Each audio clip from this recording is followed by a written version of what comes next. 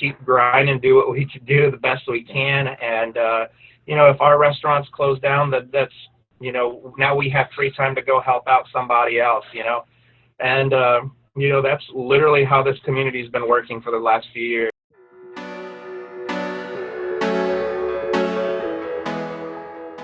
Welcome to the J. Wells CFO Show. I'm your host, Jeremy Wells. Today, we've got a really special episode. I am here with Sebastian Sikora of Oddbirds Cafe.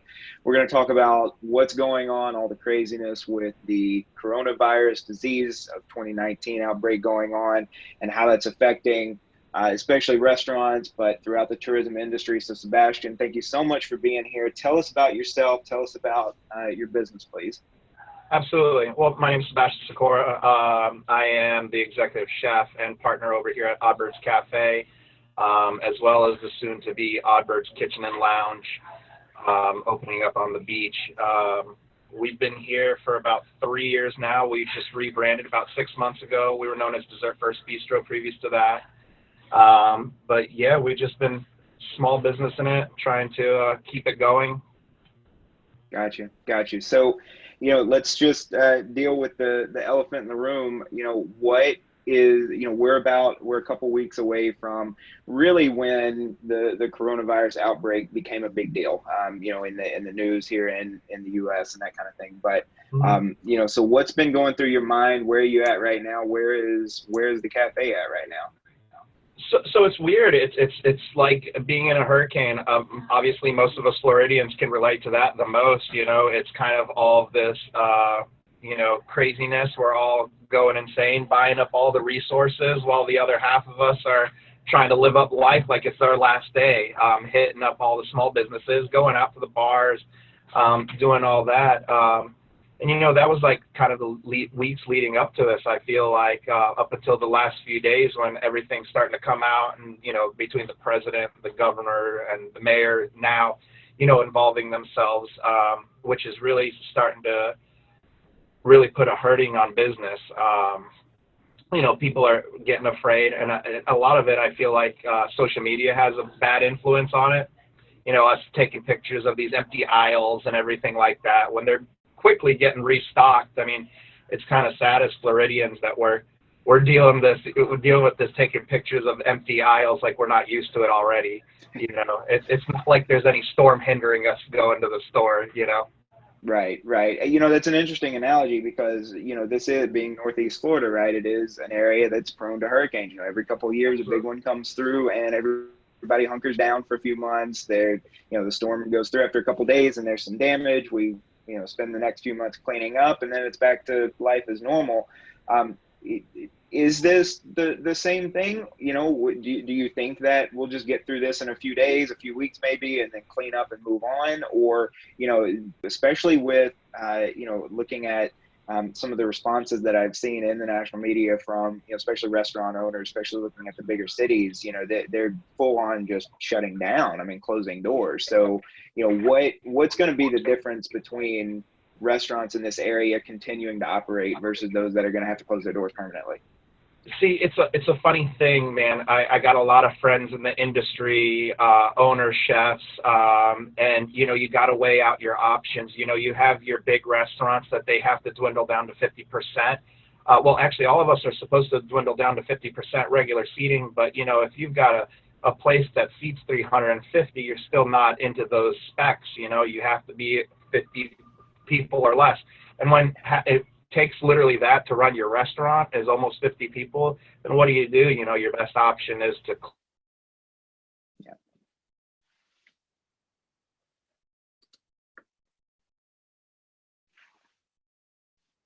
I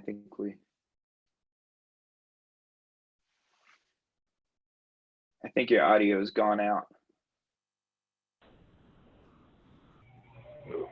Okay, there you go. I think you just came back in. Sorry, I think the last 10 seconds the audio dropped out. Yeah, I saw it froze on me a little bit. Yeah. So yeah, you dropped off at about restaurants that have 350 down to 50. Yeah, now I saw word this morning that, some of these places are going to go family style to go options, which at least will help with the revenue of their employees. Definitely it's going to put a hurting on the revenue coming in and to stay open and to justify that, but at least it's keeping people with jobs, which is the biggest, scariest thing. I mean, with our industry, our lifespan is, 2 weeks, and I think I'm being very generous for that. You know what I mean? A lot of us can't survive past that. I think most people that, their most experience with a restaurant is just eating at one, a few nights a week, right? Mhm. What is the sort of day-to-day, week-to-week financial life of a restaurant, typical restaurant really look like? Like, what are the economics of running a restaurant for those that, have never owned or run a restaurant before? Yeah, I mean, it's definitely a lot of labor of love, for a lot of us, that it's, I mean, for me, at least speaking personally, this was not my first option. This is not what I wanted to do with my life. My parents had a deli, and I very vividly remember saying this 100 times: is the moment I get out of this industry, I'm done with it. And here I am, which is the funny part. Executive But, chef. yeah. But once I realized, I was like, wow, this is what I'm good at. I'm going to embrace it. And then that's what started that snowball effect. And it always starts off with something small, and then it starts, building up speed as we go down. Um, and now I would have it no other way. I'm so invested into this career. I mean, it's not to say that you can't restart, but as far as for me, this is my life. This is my career. Yeah. And then as far as like our staff and employees and coworkers and stuff, it's a lot of us, we don't have a lot of, we enjoy the finer things. I think that's why we do what we do, and enjoy this aspect of it, the other end of the service industry. But I used to joke around with a lot of chefs that I worked with when I was up in Ponte Vedra, and we're like, it's funny cooking these dishes because we make some of the best dishes, most expensive plates in town, but yet we can't afford them. So, I mean, that's kind of the grim Right. reality of Yeah. the industry. Right. Yeah. I mean, I,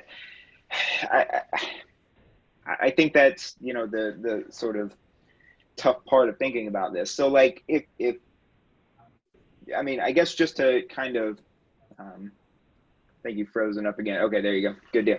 So I think, give us an idea of if, you had to scale back operations to where you couldn't, get anybody in the door, maybe say you do one of these alternative things, you switch to delivery or something like that. Mhm. What's the impact of that on your operations? Because right now, we're hearing these alternatives. Oh, well, just, if you can't have people in the dining room, then just switch it all to delivery. Is that feasible? Is that viable? Can you keep a restaurant that's built for, dining service and just start delivering everything and keep operating?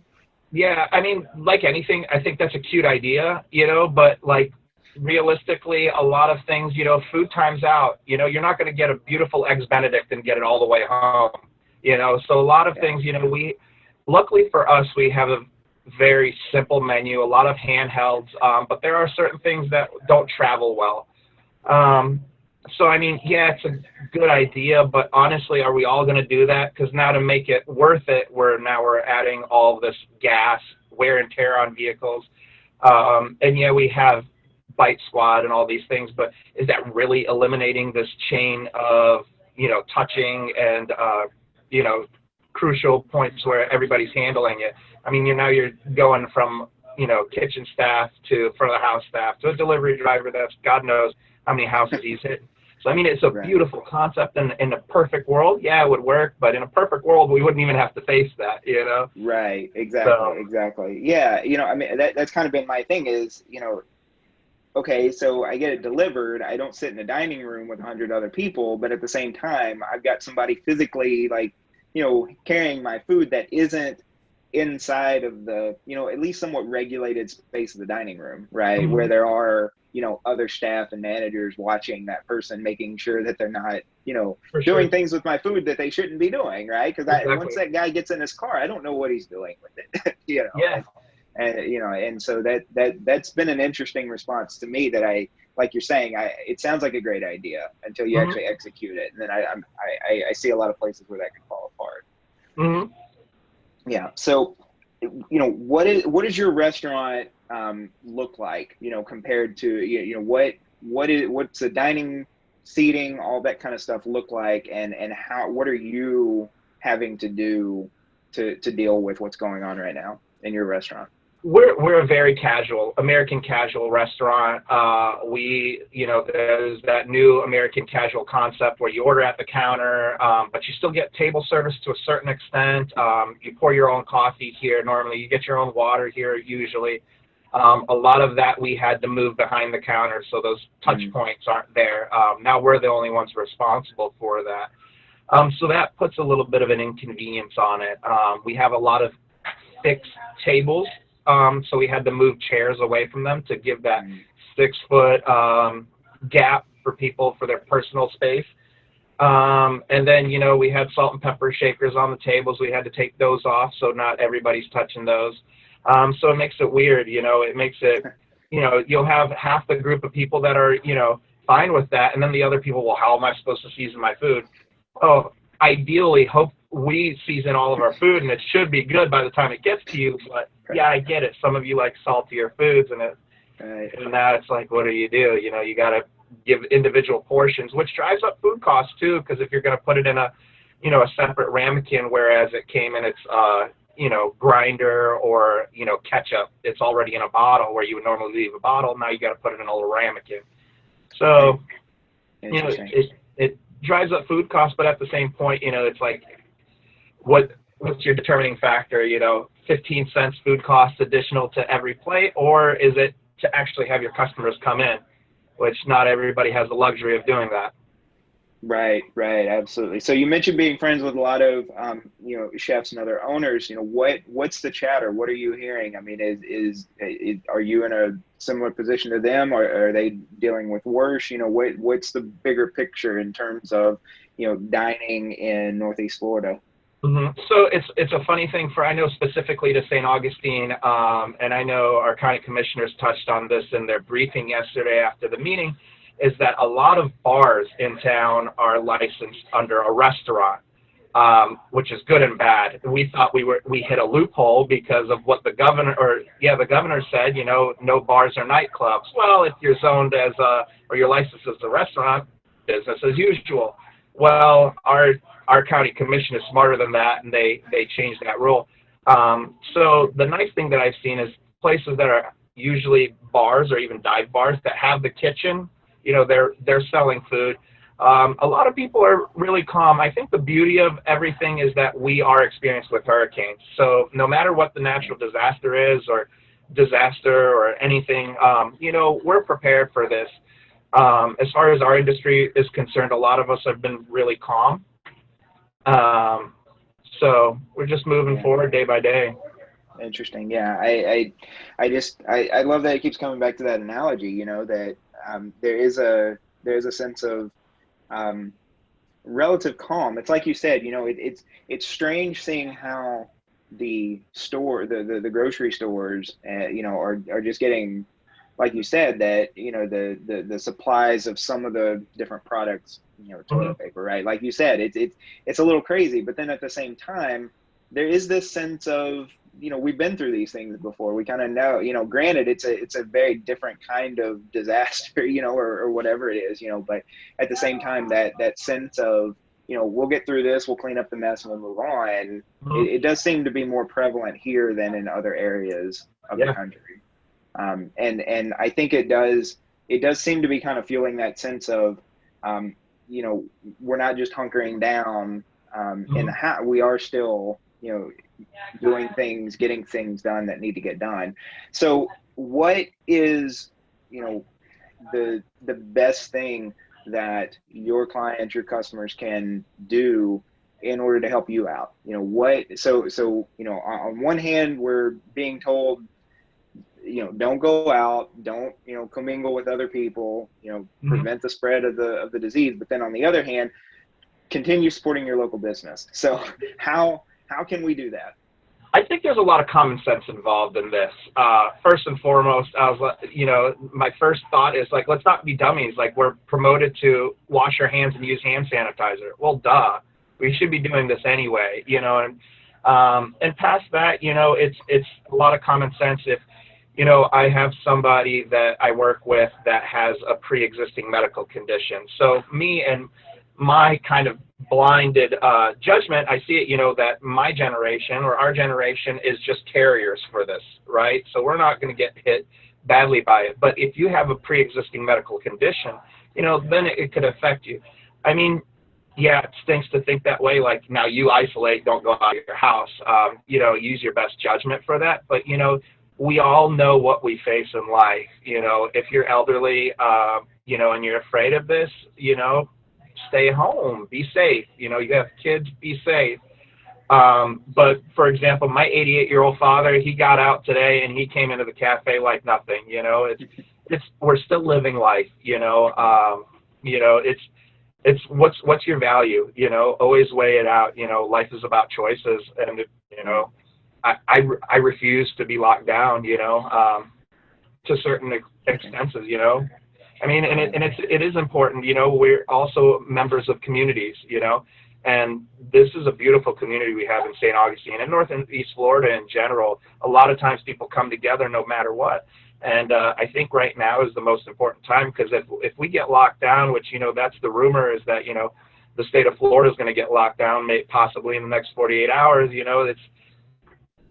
These times right now are super crucial. It's not like, again, to that analogy of the storm, there's no proof to this. I mean, it's just we're having to trust in everything that this is what's going on. Otherwise, during the storm, it's like, well, I'm not going out. It's nasty out, But right now it's like, okay, well, it's beautiful. Might as well try to enjoy it. Let's follow the rules to a certain extent, but, let's not miss out on life, It's really interesting timing, right? Because Yeah. it's the first week where the weather's been nice enough to go to the beach. And so, Absolutely. I know, seeing pictures, of the last few days, the beaches are crowded, right? And I mean, that's what you're looking forward to as a small business owner in this area. And then Mhm. at the same time, you're getting told, turn away business if your dining room's going to get crowded, and don't let Yeah. it's very strange. It's a very strange time. And Mhm. so let's go worst case scenario and say that we do go under this lockdown, and that people aren't allowed to leave their homes and that kind of stuff. What are your plans? What are your contingency plans for that situation? And is there any way that we can keep supporting local businesses if we can't leave our homes? Well, I think in that matter, if we're on lockdown, we're on lockdown. There's no choice we have. As far as me and the restaurant, there's things that we can, already products like proteins that are already frozen that we can keep frozen and try to maintain. We do pride ourselves using a lot of fresh and local produce and certain proteins. So that kind of throws a big wrench into the plan. But as far as us for this week, we were lucky enough to have enough supplies to just kind of make it through. We've had to take a few things off of our menu because it's just not worth it for us to make another order, especially anything seafood wise. We don't specialize it. We do have fish on our menu, but for me, it wasn't important enough to keep fish on there and then, risk a couple $100 for an additional order. So, I mean, and past that, anything that, is going to spoil, we're not going to waste. We're going to either give it away to staff or, to any of the shelters or anything like that could use it. But, past that, we're just hoping for the best. With the new restaurant opening up is what kind of puts a big damper in a lot of our plans. But, as far as the cafe is concerned, I think we'll be fine. We've already survived, you could say, 3 hurricanes, because the last one was really like the weather like this, and it was a hurricane. Yeah, right. Obviously, it destroyed other parts of the world, but for us, but we survived Matthew and Irma in here, so this won't take us out. Gotcha. One of the suggestions I've seen floating around is gift cards. Buying gift cards is a way to keep putting cash into restaurants and local businesses, even though we can't go. Is that would that be helpful if instead of coming and spending $30 or $40, would sending you $20 to buy a gift card? Is that feasible? Is that something that we should be looking at if we don't want to risk going out to the restaurants? Sure, of course. I mean, that would help, and that would help in the time being. But I mean, also that's like a loan, and you don't know how you're going to get hit with that afterwards. Small businesses like us, in the past, where it was just me, it would have helped because then it gives us revenue that we could disperse to our employees. Now that we're a bigger company, and we join forces with Oddbirds, we kind of have a little bit more sway with that, where, we have a little bit more, where it's not just my income into it or my investment into the company. I have partners now to where now it kind of spreads the load on all of us. But yeah, I mean, gift cards are a nice way, but then it's another thing. It's just like this government loan, that you can get. I mean, you're going to have to get it paid back. You never know when you're going to get hit. So your first week of sales, you might get hit real hard with $1,000 sales, but 500 of which are gift cards. So it's like, now it comes into full circle. How are you going to order the next week, if you're out that money? So it's all catch-22 in all of this. I think there's no ideal solution, but, just like anything in life, it's moderation. Some people buy some gift cards, then it will help in the long run. Yeah. It's the same thing with the deliveries. That little bit of delivery will help, but, we're just trying to Band-Aid through it. But yeah, that's all part of being the community. Yeah. Gotcha. So, to those in a similar situation to you that are running, small restaurants and communities that are, possibly getting affected by this, what would you recommend to them? If you had somebody calling you up running a similar operation to yours, asking you what you're doing, what they should be doing, what would you recommend to them? Well, ironically, a good friend of mine just bought a restaurant a few weeks ago, and, all we could do is just support each other. We have a very tight-knit community of chefs here in town. We had a few years ago where a pizza place was going out of business. We all banded together to help.